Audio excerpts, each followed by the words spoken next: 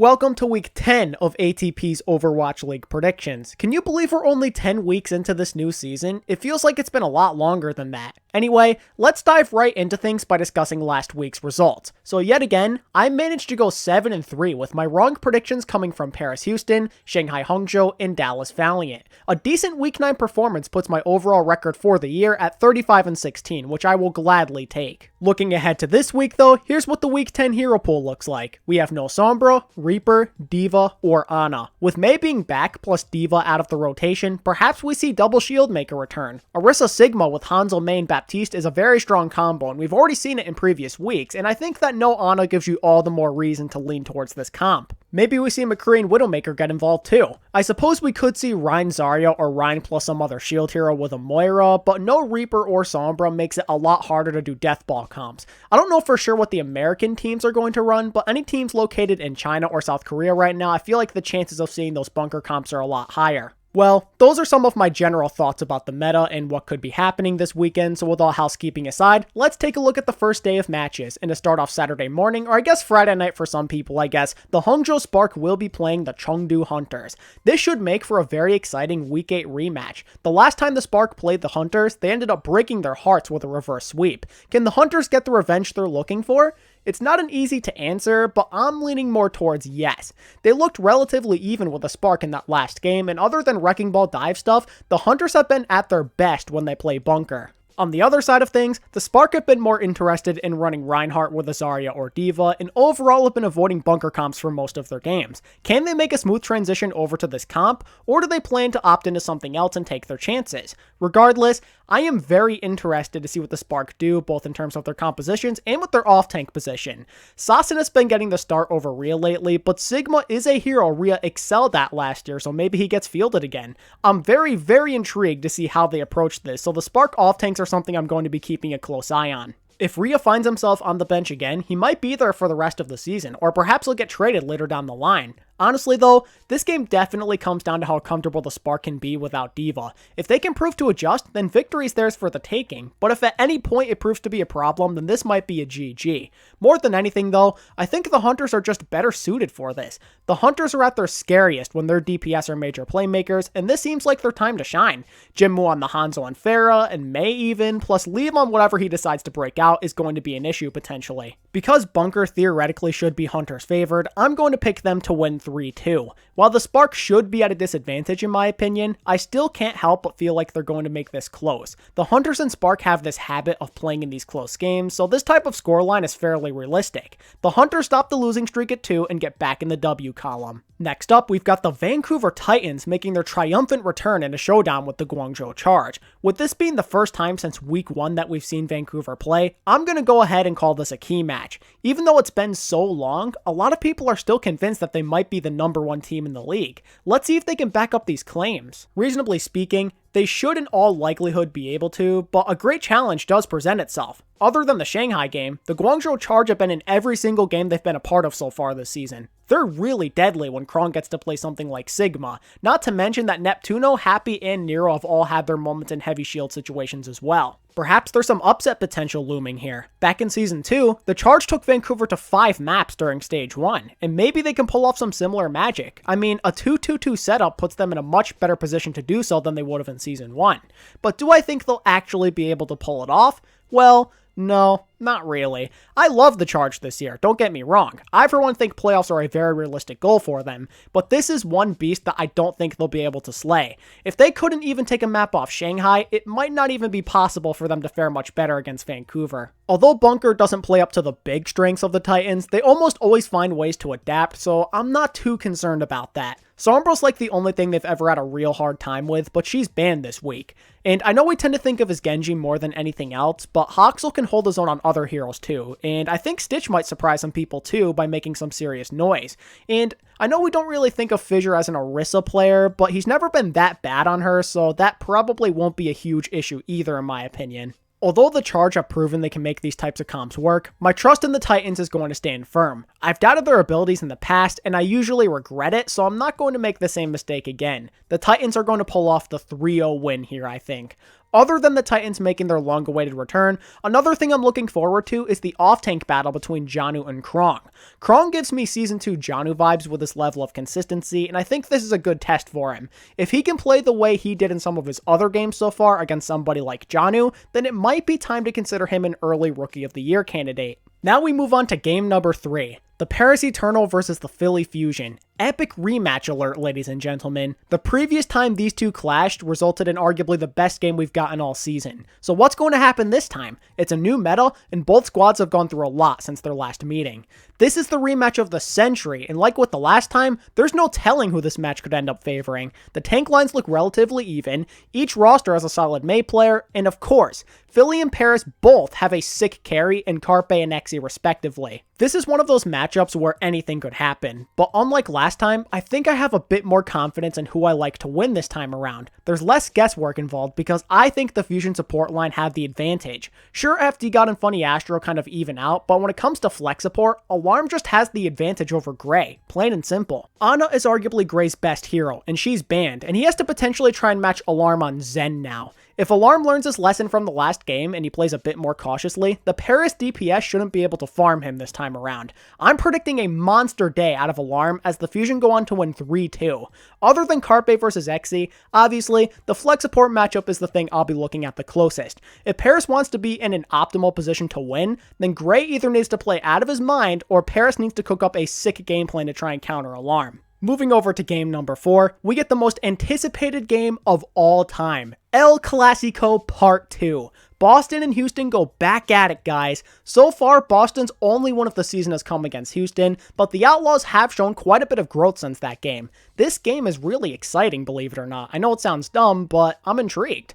Boston has played so poorly as of late, and yet they realistically still could have a chance of winning. But let's be honest, somebody other than Jerry has to pull their weight. If somebody like Brucin or maybe Color Hex can help out, then this is anybody's game. Boston's going to need all the help they can get, because it sure as hell isn't going to come from Blase subpar McCree this time. On paper, this game could be somewhat even, as Brucin looked pretty solid in his league debut on the Sigma after suddenly getting thrown into the game because of Mufin's contract termination. But his opponent, Meko, is a fearsome opponent, so let's see how he stacks up. Speaking of Meko, him and Muma had a decent game against Paris despite them taking the L. Look for them to potentially build upon that this week. Double Shield might end up favoring Boston's tanks because they already practice that comp a lot, and Muma likes to be the aggressor a bunch of the time, and it's hard to do that on Orisa, but at the same time, forcing him into a scenario where he has to sit back and make plays from afar could just be what Houston needs, as he can't really feed as much. Leave it up to Meko on the DPS here. If Houston executes in the way I think they're capable of, then this game is theirs for the taking. Another thing I'll be looking at is flex support. Some of Myungbong's uses of Transcendence in that Toronto game were rather questionable, and overall he did not look like a very confident player, so I'll be looking for him to try and fix that moving into this next matchup. Then on the other side of things, it really depends on who Houston decides to play and if Zen's meta or not. So if Zen is played and Raucus starts, then I think that Boston could be in a decent place, as Raucus is notoriously known for making mistakes on Zen. But at the same time, if Repel's the one to play in Zen's meta, then Houston probably should have the edge. Ultimately, it all really comes down to who's more likely to choke, and with these two being the ones we're watching, it's practically a coin flip. So I'm gonna take a wild guess and say Houston wins 3-1. I do not like the current state of Boston right now. They keep losing games without showing a lot of fight, while Houston, who still aren't very good, have been showing improvement. To wrap up the Day 1 festivities, the Dallas Fuel play the Washington Justice. Both of these guys are coming off opposite sides of the spectrum. Dallas feels good after getting their first win of the year, and Washington continues to plummet in the standings after yet another unsuccessful weekend. I'll be honest, this is do or die for the Justice. Digging themselves into a 2-7 hole could really hurt their chances of forging a turnaround. A win this Saturday would be massive. This is their only opponent of the weekend, so there's no excuses. If you fail to execute, then you're just not good enough, plain and simple. But luckily for the Justice, we have finally reached a week of hero pools that offers a lot of positives. This is a massive opportunity. The stars are aligning for their DPS. Corey and Stratus get their comfort picks this week, and if last year told me anything, sometimes that's all these guys need to win some games. So long as everybody else does their job, this is winnable. I have to apologize to my Dallas fans, because this is literally the one scenario where I'd consider you to be the underdog when playing the Justice. Double Shield just suits them better in my opinion. From what I've seen, Dallas is at their strongest when Decay plays Tracer, and I really don't know if that's a viable pick this week. I suppose he could make McCree work, but even then it's still going to be a challenge. In my opinion, most, if not all, positions are pretty even or at least close in this affair. The DPS is the major factor to focus on though. Corey versus Decay. In other words, carry versus carry. It really might depend on what gets played, I feel. If we see a decent amount of McCree, then this is Decay favored, but if we see a lot of Hangzhou, Corey probably comes out on top. It's so close because on any given day, one gets the upper hand over the other. It's not an easy decision for me to make, but I predict that the Justice win 3-2. There is one singular thing in particular that makes me slightly favor the Justice, other than this being a good meta for them. I have major concerns for Note now that D.Va's banned. That's his hero, and he has not impressed on anything else so far this year. I predict that the Justice and Elliville exploit this as a potential weakness as the Justice go on to win a very closely contested series. Now as we transition into Sunday, it begins with a crowd favorite rivalry as the Chengdu Hunters try and prove third time's the charm against the Vancouver Titans. With that said, I'm going to make this a key match. The Hunters finally get a shot at the Titans in a non-GOATS meta. This is a great opportunity for them to pull off the upset. It's like I mentioned with the Spark matchup. The hero bans in place this week play up to their strengths, and it's worth mentioning again that Vancouver could potentially be a bit more vulnerable than usual. Certain challenges present themselves on each side. There's the struggle at DPS, how effective Fissure can be in an Orisa meta, and how the Hunter support line can stack up against one of the best in the league. We also have to think about whether or not the Hunters can throw Vancouver off guard or not again. Let me go through each factor one by one. So for DPS, as much as I love the Hunters here, I believe in the Titans to find ways to neutralize them or at least be evenly matched. Maybe Hoxel has one of his classic dominant performances or something. Then with Fissure, like I said before, I predict that his Orisa's not going to be an issue this weekend. He might not be as much of a playmaker as he usually would be on like with Reinhardt or Winston, let's say, but he should still be serviceable. If not, I kind of expect the Titans coaching staff to find a way to cover up any weaknesses he might show anyway. And finally, the Titan supports will be flat out better in my opinion. Molly and Yveltal aren't bad, but comparing them to Twilight, Jaehong, and Slime is kind of unfair. With that in mind, I gotta go 3-2 Titans. My prediction for this game is that the Hunters punch them in the mouth early, but then the Titans kind of just recover after the first few maps and pull off the win. For the other game in the China/Korean area, we get yet another rematch when the Dragons take on the Charge. All I really have to say here is I feel bad for the Charge this week. This is kinda unfair.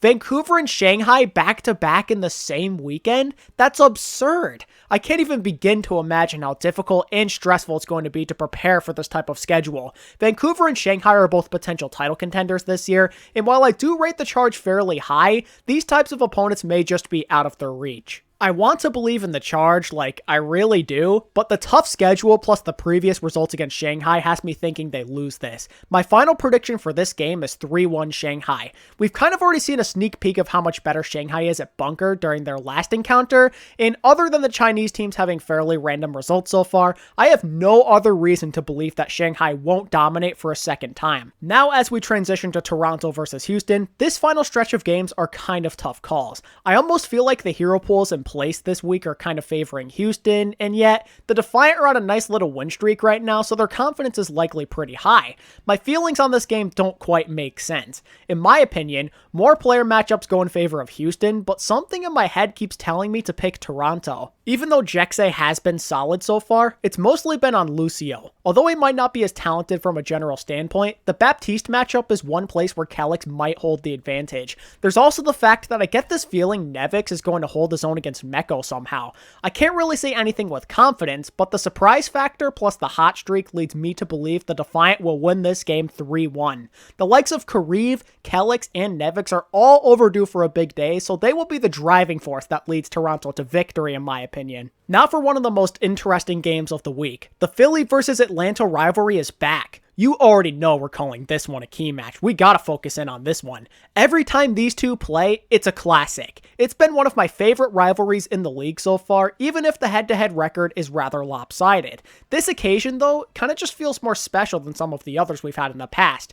Each team made considerable upgrades during the offseason that make them so much better than they were before. This might end up being a showdown of epic proportions. I pray that we get to see Carpe versus Edison. What a fun matchup that would be. Edison can prove he's legit with a big day against Carpe of all people. We've already seen Exy do it before, so now let's see if another top rookie DPS prospect can do it. This game is stacked, man. Funny Astro versus his former team, Sato versus what I assume will end up being Gator, and Dogman versus Alarm. Oh lord, this is just gonna be so sick, I can't wait. Here's my breakdown for this. There's a few win conditions that each team needs to meet. For Atlanta, it's all about how Dogman and whoever plays Hitscan does against their counterparts. If they play well enough, this is going to be a very winnable game for them. For Philly, Sato has to come out and show better synergy with Poco than Gator can with Hawk or whoever ends up playing tank for Atlanta. I know it's not an easy task, but the Philly tanks do need to step it up and really just continue to play well like they've been doing in the past. Another potential win condition is Funny Astro.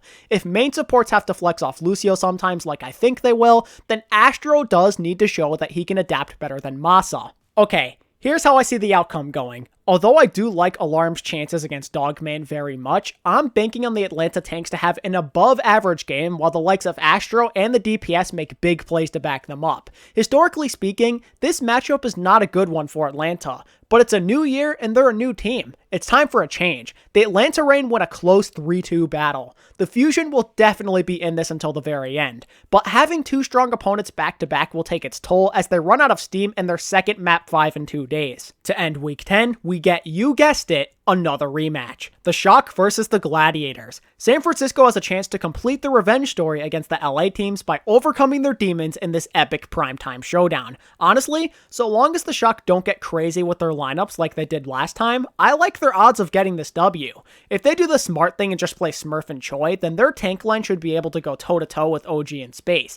That is probably the aspect of this game that intrigues me the most. Space was an unstoppable force last time, and I'm very excited to find out if Krusty and the boys can shut him down. The Glads really do match up well with the Shock. I give them credit. This is a super winnable game for them too, but there's one or two things in particular that makes me think the Shock get the upper hand. For one, this week gives them all types of versatility at main support. Moth has proven to be good at Baptiste and Lucio, but if the Shock need that extra push, then maybe Rascal comes in and shows Big Goose who's boss. The other thing that makes me favor the Shock is how they rarely make the same mistakes against the same team in any sort of rematch scenario. We've already seen them come back and beat the Valiant last week, and that's just one of many examples you could name if you look back at 2019. They are the kings of revenge. Again, so long as the Shock don't do anything stupid, then they're going to be in great shape. But do I expect them to win this game super convincingly? No, not really. Other than that hiccup against Seoul, the Gladiators have been a dangerous foe. Historically, they tend to play the Shock close, so I'm picking San Francisco to win 3-2. The outstanding clutch factor, as well as the entire versatility thing the Shock possess, makes me think they're going to be propelled ahead of their opponents. Plus, there's no Doomfist for Mirror to carry on this time around, so this might prove to be a struggle for the Glad's DPS as they end up falling short in this game. And now I turn things over to you guys. Who do you have winning in Week 10? And what are your predictions for the meta? Let me know down in the comments section. And if you enjoyed this content, be sure to hit that like button and sub if you haven't already done so. And if you're interested in supporting me beyond my content, then consider following me on Twitter, joining my Discord server, and purchasing a channel membership for some exclusive perks. And as always, thanks so much for watching today's video. I really do appreciate it. And until next time, this is ATP, signing out. Peace.